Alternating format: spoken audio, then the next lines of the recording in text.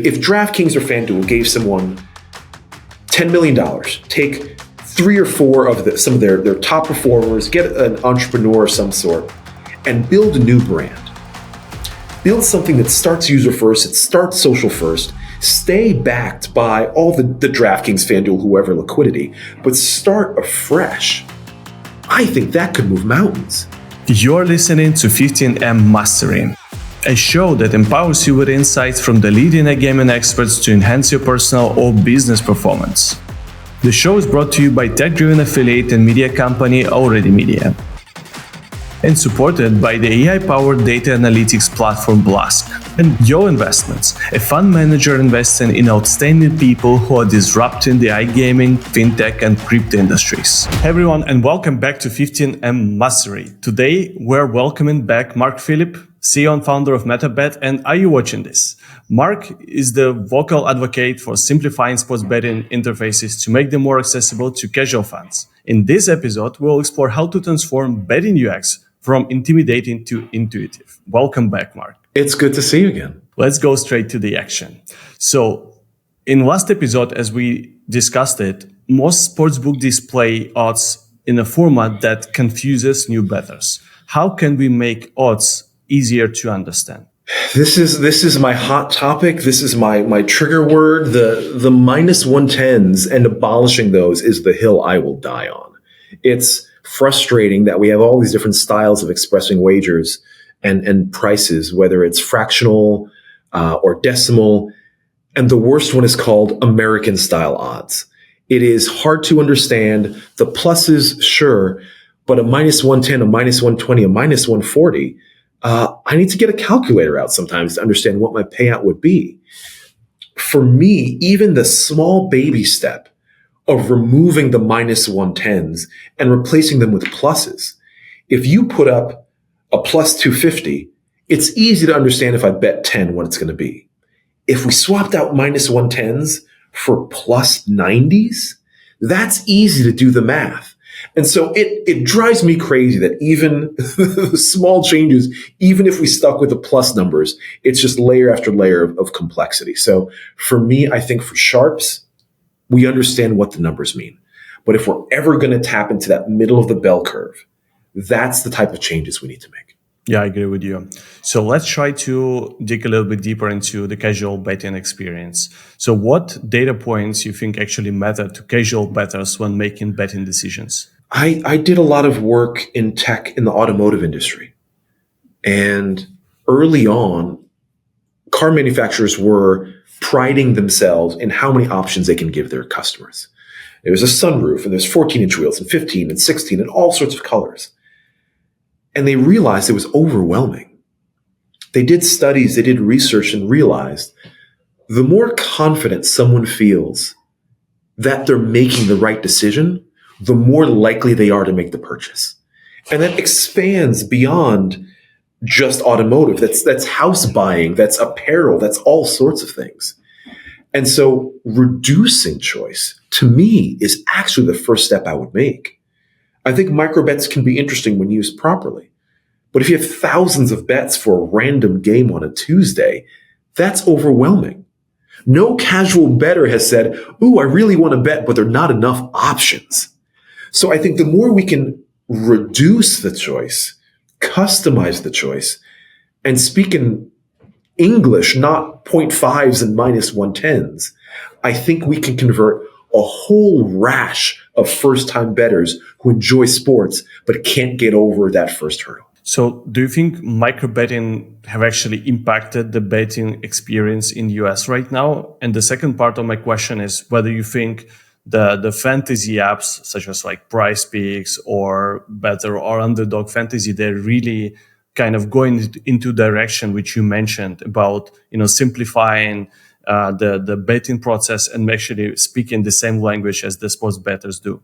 It's a good question. I think sometimes in the States we forget where DraftKings and FanDuel came from.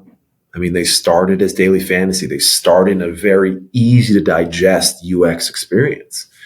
Or UX and customer experience. And so for me, I love what Prize Picks is doing and Underdog and everyone in that space is doing. The question is, what happens next? DraftKings and FanDuel, or DraftKings, I think more than FanDuel, has trialed more things, whether it's, subscription model, or they did an NFT thing back in the day. They really seem to be trying different ways to see which one they can sort of stand up on their board on. But for me, I think if DraftKings or FanDuel gave someone $10 million, take 3 or 4 of some of their top performers, get an entrepreneur of some sort, and build a new brand. Build something that starts user first, it starts social first, stay backed by all the DraftKings, FanDuel, whoever liquidity, but start afresh. I think that could move mountains. But I think Prize Picks and Underdog, those guys are pushing UX in a way that I really, really love. I'm shocked that the bigger players aren't doing it. Sometimes we think of the market here as saturated and done. FanDuel has, I think, 5 million users in a 300 million person country. Sure, they're crown jewels like California and Texas that haven't happened yet. But there is so much growth. And to me, UX is the number one lever to pull. Forget, putting our hopes on Missouri or anyone else that might pass the bill this year. There's millions of people that just want to get over the hurdle. And it is UX that is that ladder that's going to help them get over it. Absolutely love what you just mentioned. And to close the chapter on the casual fans, I think that's exactly what you just said. I want to dig deeper into what are the barriers, whether these are like psychological or functional barriers that actually stop in casual fans from placing their first bet. I think it's fear. I love going to Vegas. I'm there often for conventions. My favorite Thai food restaurant in the world is in downtown Las Vegas. Shout out to La Thai. But when you walk past a sports book, it's not very welcoming. You look up on the board and all you see are numbers. And you have this whole section that's just sort of horse racing. And sure, a lot of people like horse racing, but compared to every other sport in the States, it's not very large. And so if you look at the real estate of it and the interaction of it, you're walking up to this desk and you have people standing behind it in uniform. It feels like you're going to a bank trying to make a deposit or withdraw money. And there's no gateway to get in. If you gave me, just off the cuff, I'm imagining like a big picture of LeBron and will he score more than 20 points tonight? If you think over, scan this QR code. If it's under, scan this QR code. That's something that a bachelorette party walking through or bachelor party walking through could say, oh, I like that. I'm just going to take a picture and keep on walking. But they're engaged. The idea that a first-time bettor who's literally in front of the physical space to make it would be intimidated by that, to me, is a failure. And so finding ways, whether it's social, my girlfriend loves the DraftKings Instagram account. She knows more about sports for some pop culture crossovers than I do because they start with the right hook, the reason why we love sports in the first place. So the ability to pull people in the right way, to use the players who are so much more of the hook. LeBron has way more Instagram followers than the Lakers do. To me, that's when things get interesting and when you can really convert those first timers. I think what you just mentioned as the very first reason as fear is something which triggered one little concept I remember was super popular in Europe. And I just wanted to ask you because I'm not that a big expert in US market. So betting insurance, something which has been such a big thing, like when it's not a free bet. Why? Because a free bet just gives you a fractional access to a sports betting product where you might place a bet and just forget about it. While the betting insurance is where you make a deposit and then you can place your first bet risk-free. So I was wondering whether this tool is actually available in the US and implemented via, DraftKings on FanDuel or everyone else, because I remember probably 7 years ago, it was a complete game changer in tier 3 markets where the sports betting was an absolutely new thing. With our products at MetaBet, we do a lot of widgets, odds boards comparisons, game tiles for media properties, affiliate marketers, performance marketers all over the map. And so we're constantly looking at the different promos available at any time and updating them so our customers are seeing the right thing in their widgets. And so we see these promos change at least once a month per book. And they seem to be trialing different things and different promos to see, okay, will this work or this not? And we sometimes see that sort of bet insurance concept. We don't hear that term, but that sort of vehicle we do see. But it's interesting because they don't stick with it. That might be the promo for 2 weeks, and then 2 weeks later, it might not be the promo. So just sort of reading tea leaves, it's not a game changer for us. I think if it was, they'd probably stick with it more often. We see it, but it doesn't seem to stick.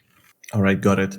So you seem to have a really good experience in understanding the user journey. So I wanted to hear your thoughts on that one. So if you can reimagine the betting experience from the moment the user engages with the product, what this could be? I think step one is not having them realize they're looking at betting at first. Wow. And I don't want to say this in an evil way, as dark as it sounds. I don't want this to be a dark pattern or flout responsible gaming. But the basis of sports is my team's going to beat your team. There's a tribalism there where I see anyone in a Red Sox hat and I want to jab them a little bit because I'm a Yankees fan. And so my team's going to win. My player's going to win. My school is going to win the championship. I think it's the crux of it. And so I think if I was to redesign the experience from the start, I think we'd have our sort of feelers out everywhere. Social's important, discussion, Reddit, Discord, all those sort of communities, I think is where it starts. From there, and you see that with a lot of the new players now. But from there, once you land, I think it looks a lot like what we see for DFS.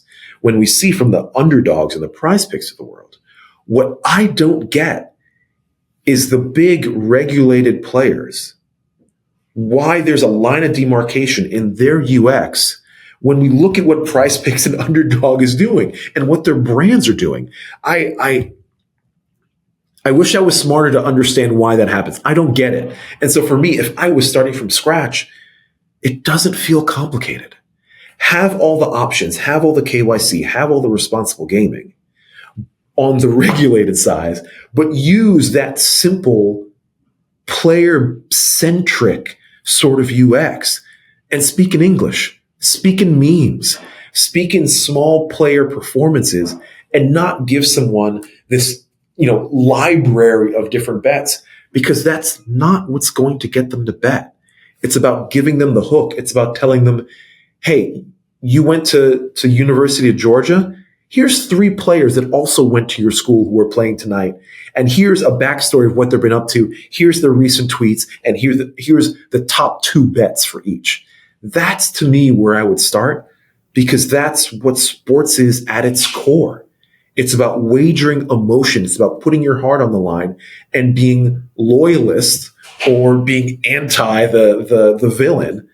To me, that's where the hook is. It's not, a -110 and an odds boost to -105. That's not what's going to convert first-time bettors. Yeah, absolutely love what you just said. And it's really spot on, because I feel like I want to add a little bit more spice here. So what you just mentioned is, and what we discussed previously, is mostly focusing on the acquisition. And I think our main scene as an industry, we care about the new players and we forget about the existing ones. How do you think the user experience, which you just said, should be different from the first user experience to the one you want to retain? It's interesting. I look at apps like CBS or Fox Sports or any sort of sports app where they ask you to choose your favorite team.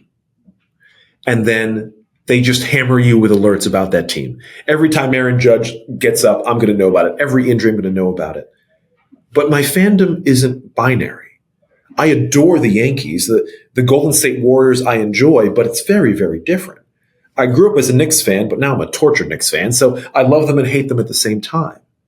And so what I think we need to do in sports apps and also in sports gambling apps is evolve with the user. Sometimes I'm working hard all week and then Friday afternoon I might take it a little easy. Understand that I like watching soccer on an afternoon when I'm having some coffee and trying to plan out what I need to take care of over the weekend. And so that evolving and breaking out of that binary, yes, no, this is what this person likes, and more into, what we call it at Are You Watching This? The fingerprint of fandom. Understanding that a game has to be at this excitement level before someone tunes in, or if it just gets to here. Because we are able to figure out in real time when sporting events get exciting, whether it's a penalty kick, a no-hitter, a triple overtime upset. And weaving that into the experiences is what we're talking to a lot of sportsbooks about. Fragmentation is terrible in the States, and 1 out of 4 days of the year has 100 sporting events. And so as you find a sharp bettor, they're going to bet no matter what. There's nothing you need to do there. But as someone starts to bet, maybe they enjoy it, maybe they don't. But the way to keep that flywheel moving is to say, hey, you haven't bet in a while. Here's a deep link directly to see Lionel Messi play in the CONCACAF Champions League tomorrow night. And that almost feels like a gift, because I work in sports and I still forget which game and which channel and which streaming service I need. And so the more we can cater to folks to reduce the friction on discovery, to reduce the friction on curation, to let them know, hey, I know you're not thinking about sports today. It's not Friday afternoon for you, Mark, but there's a Champions League match that's heating up and it's 2:00 in the afternoon. Click right here and we'll get you right to the match. To me, that is what keeps retention moving. It's being that concierge. It's being that buddy that's texting you literally, are you watching this? And pulling people back in at the right time for them. Meeting the fan where they are, when they want to engage, even without a betting prompt. Because you might give me 3 nudges to go watch a great game, and I'll be thankful for that. And you give me that 4th nudge, my eyes will light up like brand X is looking out for me. Ooh, this is exciting. I actually might place a wager on it. So for me, that's the flywheel, pulling in the curation, breaking down the walls of fragmentation with discovery. That's a big focus for us at Are You Watching This? Mark, honestly, this has been probably one of the most insightful conversations throughout the season 2. And your insights about the casual bettors, about the retention and the user journey been truly remarkable. And I'm 100% sure everyone will enjoy this episode. And please go and watch the first one. It was as good as this one. Thank you so much for your time, Mark. And I'm looking forward to see you soon. Great seeing you again, my friend. Take care. Take care. Bye-bye.